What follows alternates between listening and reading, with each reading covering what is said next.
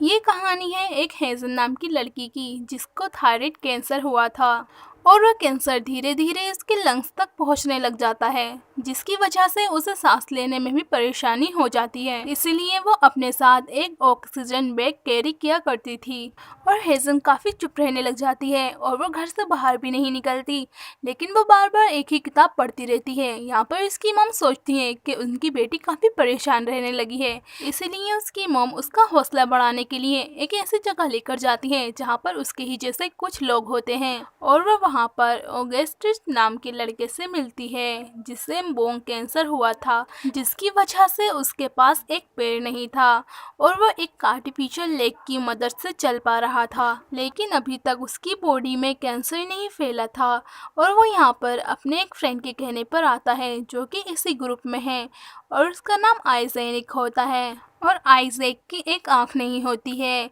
यहाँ पर उसकी एक और सर्जरी होने वाली होती है जिसमें उसकी दूसरी आंख भी चली जाएगी और आइजैक अब पूरी तरह अंधा हो जाएगा। यहाँ पर ऑगस्टिक की एक प्रॉब्लम थी, वो ये सोचता था कि एक दिन उसे पूरी दुनिया भूल जाएगी और वो ऐसा कुछ करना चाहता था जिसकी वजह से उसे दुनिया याद रखे। लेकिन ऑगस्टिक की एक हॉबी होती है, वो अपने मुंह के अंदर एक सिगरेट रखता था लेकिन वो उसे कभी जलाता नहीं था। ये एक मेटाफर है कि अगर कोई चीज़ तुम्हारी जान ले सकता है तो उसे अपने पास तो रखो, लेकिन उसे इतना करीब ना आने दो कि वो तुम्हें एक दिन मार ही डाले। यहाँ पर हेज़न और ऑगस्टिक की काफ़ी गहरी दोस्ती हो जाती है और वो दोनों आपस में अपनी फेवरेट्स बुक्स को शेयर करते हैं। हेज़न जो ऑगस्टिक को किताब देती है उसमें एक कैंसर के पेशेंट के बारे में लिखा होता है। ऑगस्टिक उस किताब को पढ़कर काफ़ी परेशान हो जाता है क्योंकि उस किताब में एक लाइन के बाद वो किताब पूरी एंड हो जाती है और वो दोनों उसकी आगे की कहानी जानने के लिए राइटर के असिस्टेंट को कॉल करते हैं और वो असिस्टेंट उन्हें आगे की कहानी जानने के लिए अपने पास बुलाता है। हेज़न अपनी मॉम से वहां जाने के लिए इजाज़त मांगती है लेकिन उसकी मदर मेडिसिन की प्रॉब्लम्स की वजह से उसे वहां जाने से मना कर देती हैं और वो दोनों जिस ग्रुप में जाते थे तो उसमें उन सब की एक एक विश कंप्लीट होती थी। लेकिन हेज़न की विश कंप्लीट हो चुकी थी क्योंकि उसने अपनी विश की मांग ली थी और अब ऑगस्टिस अपनी विश को कंप्लीट करता है और वो हेज़न और उसकी मॉम के साथ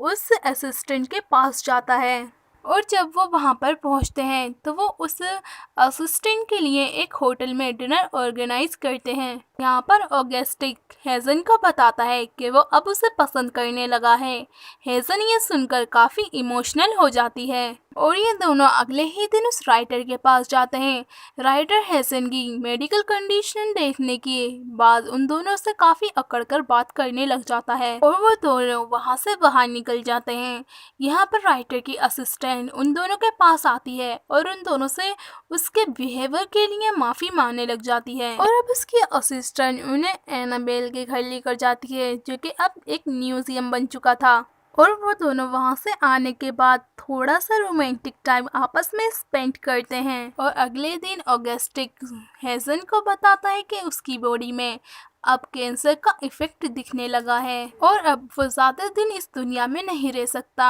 ये सुनकर हेज़न काफ़ी उदास हो जाती है और वो रोने लगती है और अब ऑगस्टिक काफ़ी बीमार रहने लगता है और ऑगस्टिक चाहता है कि वो अपना फ्यूनरल खुद गोस्ट करे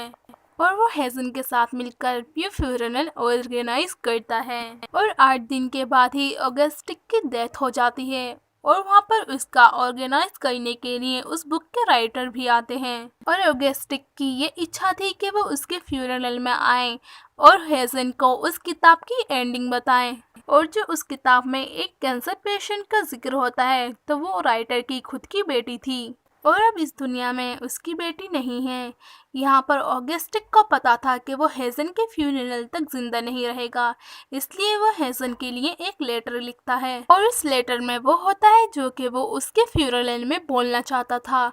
यहाँ पर हेज़न तय करती है कि वो अपनी ज़िंदगी के आखिरी लम्हे खुश होकर जिएगी और ये मूवी यहीं पर एंड हो जाती है। सो गाइज़, अगर आपको मेरी वीडियो अच्छी लगी हो तो प्लीज़ मेरे चैनल को सब्सक्राइब करें और शेयर करें, लाइक करें इस वीडियो को। Thanks for watching.